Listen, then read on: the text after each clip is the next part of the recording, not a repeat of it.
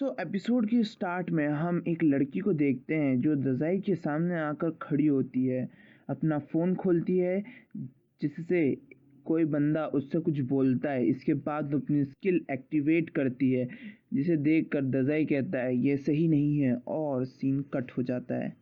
Atsushi दज़ाई के लिए concern बाकी एजेंसी मेंबर्स से शेयर करता है, क्योंकि ना वो दज़ाई से कांटेक्ट कर पा रहा था, ना ही वो दज़ाई से मिला था, पर कोई उसे सीरियसली नहीं लेता। दज़ाई की हरकतों के कारण आत्सुशी कहता है अगर पोर्ट माफिया ने अटैक किया हो दज़ाई पर तो और उसे किडनैप कर लिया हो तो बाकी सब कहते हैं उसे नहीं मारा जा सकता, टेंशन मत लो। पता नहीं कितनी बार सुसाइड करने की कोशिश कर चुका और पता नहीं क्या क्या उसके साथ हो चुका है, पर वो अभी तक मरा नहीं है। तभी वहाँ पे जुनिचिरो आता है और बोलता है मैं तुम्हारी मदद करूँगा दज़ाई को ढूंढने में। कुनिकिडा कहता है तुम्हें देखकर अच्छा लगा। जुनिचिरो कहता है थैंक्स तो डॉक्टर योसुना को कहना चाहिए, ये उन्हीं का ही कमाल है। कुनिकिडा पूछता है कितनी बार, तो ये बड़े डर के बोलता है 4 बार। वो आत्सुशी से बोलता है जब तक तुम एजेंसी में हो ये बात ध्यान रखना, तुम्हें चोट ना लगे, चाहे कुछ भी हो तुम्हें चोट नहीं लगनी चाहिए। रैनपो कहता है अगर तुम्हें लगे कि चोट लगने वाली है तो भागो, अपनी एबिलिटी का यूज़ करो डेंजर को सेंस करने में, ताकि तुम्हें नुकसान ना पहुंचे। जैसे अभी 10 सेकंड बाद इतने में ही वहाँ पर डॉक्टर योसनो आ जाती हैं, जो आत्सुशी से पूछती हैं तुम्हें कहीं लगी तो नहीं। आत्सुशी मना कर देता है कि नहीं मैं बिल्कुल सही हूँ, मुझे कहीं कुछ नहीं लगी है, जिस पर डॉक्टर योसनो ये तो बहुत बुरा है। फिर वो बोलती है मुझे कोई मेरे साथ शॉपिंग करने के लिए चाहिए और यहाँ पर सिर्फ तुम ही हो, तो तुम्हें मेरे साथ शॉपिंग करने चलना पड़ेगा। जिस पर आत्सुशी देखता है तो सही में पूरा कमरा खाली हो चुका होता है, वो सारे इसको फंसाकर भाग चुके होते हैं। अब इसको डॉक्टर योसनो के साथ शॉपिंग करने जाना पड़ता है। शॉपिंग करते वक्त आत्सुशी उसी लड़की को देखता है जो स्टार्टिंग में दज़ाई को मिली थी, और उसके बाद फिर दज़ाई का क्या हुआ हमें नहीं पता, जिस कारण वो एक आदमी से टकरा जाता है। अब जिससे आत्सुशी टकराता है वो काफ़ी रूडली बिहेव करता है, जिस कारण डॉक्टर योसुनो उसे खुद सॉरी कहती हैं, पर उनके साथ भी बदतमीजी करने लगता है, जिस कारण वो उसकी उंगलियां पकड़ लेती हैं और बोलती हैं कि लगता है तुम्हारे पास 2 हाथ है, जितनी तुम्हें ज़रूरत है उससे ज़्यादा ही है, तुम बोलो तो एक तोड़ दूँ। उसके बाद हम उस इंसान की चीखें सुनते हैं।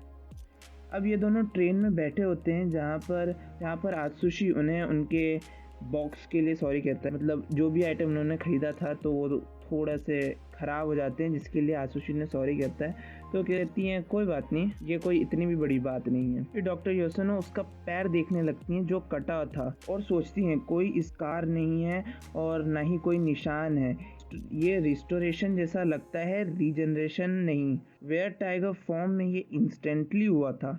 गजब बात है। आत्सुशी उनसे पूछता है कोई प्रॉब्लम है, तो योसुनो कहती हैं थोड़ा डिसअपॉइंटेड हूँ, बस तुम्हारी चोट सही करने का मौका नहीं मिला इसलिए। फिर वो आत्सुशी को पोर्ट माफिया से सावधान रहने के लिए कहती हैं, क्योंकि वो उसी के ही पीछे पड़े हैं। तभी कोई अनाउंसमेंट करता है, पर ये ड्राइवर नहीं होता बल्कि कोई और होता है। वो कह रहा होता है शुक्रिया इस एक्सपेरिमेंट में शामिल होने के लिए, और तभी होता है ट्रेन में एक ब्लास्ट। फिर ये स्पीकर से आत्सुशी को सरेंडर करने को कहता है, वरना धमकी देता है कि वो सभी को मार देगा। योसानो आत्सुशी से कहती है अब हमारे पास 3 ही ऑप्शन है। पहला ऑप्शन, या तो तुम अपने आप को सरेंडर कर दो, और दूसरा ऑप्शन है ज़्यादा से ज़्यादा पैसेंजर्स को अपने साथ लेकर इस ट्रेन से कूद जाओ, और तीसरा ऑप्शन आत्सुशी कहता है उससे लड़ना। डॉक्टर योसानो कहती हैं बहुत सही। इसके बाद ये दोनों बॉम्ब को ढूंढने के लिए अपोजिट डायरेक्शंस में जाते हैं। योसानो जैसे ही अगले कंपार्टमेंट का दरवाज़ा खोलती है, एक बॉम्ब ब्लास्ट होता है जिससे योसानो को काफ़ी चोट लगती है।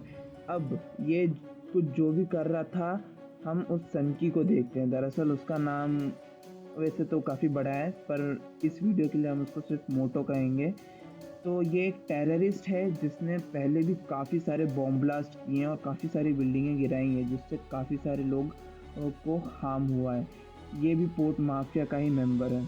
दूसरी ओर आत्सुशी को वही लड़की मिलती है जिससे वो यहाँ से जाने को कहता है, क्योंकि यहाँ पर एक बॉम्ब है। इतने में ही इस लड़की को फ़ोन आता है जिस पर इसे ऑर्डर मिलता है कि किसी भी हाल में बॉम्ब को प्रोटेक्ट करो और अगर कोई इंटरफेयर करे तो उसे अपनी स्किल की मदद से मार दो।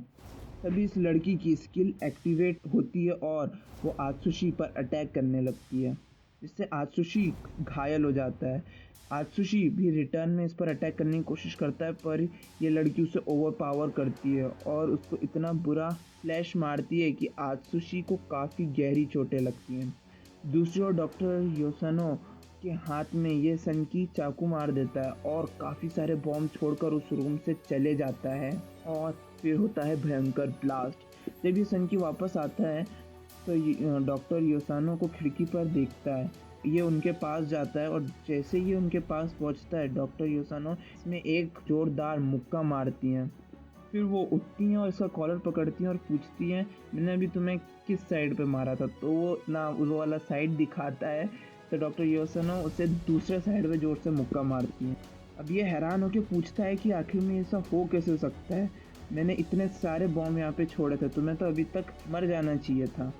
तो डॉक्टर योसानो उसे बताती हैं कि दरअसल ये उसकी स्किल का कमाल है, जिसकी मदद से किसी भी चोट को हील कर सकती हैं। पर शर्त यह है कि वो चोट काफ़ी ज़्यादा सीरियस होनी चाहिए, मतलब लाइफ थ्रेटनिंग होनी चाहिए। इसके बाद वो अपना बैग खोलती हैं और उसमें से एक काफ़ी बड़ा, मतलब जो बुचर लोग यूज़ करते हैं चिकन विकन काटने के लिए, उस टाइप का चाकू निकालती हैं और बोलती हैं, इसी कारण मुझे कई बार अपने जो पेशेंट्स रहते हैं उनकी नॉर्मल इंजरीज को हील करने के लिए उनको अधमरी हालत में ले जाना पड़ता है। ये सुनने के बाद इस सनकी की बहुत बुरी फटती है और हमें भी पता चलता है कि आखिर में जूनिचिरो के साथ क्या क्या होता होगा।